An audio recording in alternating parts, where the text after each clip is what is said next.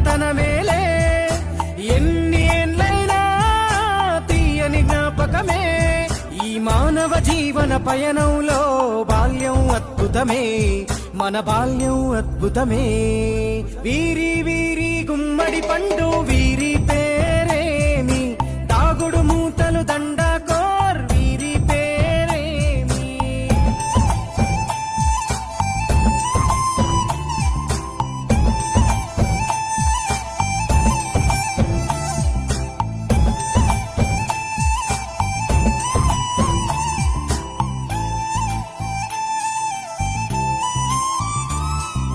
పంటలు పంచి దొంగను ఎంచి రేసాటాడితి మందరమే రేగడి మట్టిని ముద్దగా చేసి బొమ్మరిల్లే కట్టితిమే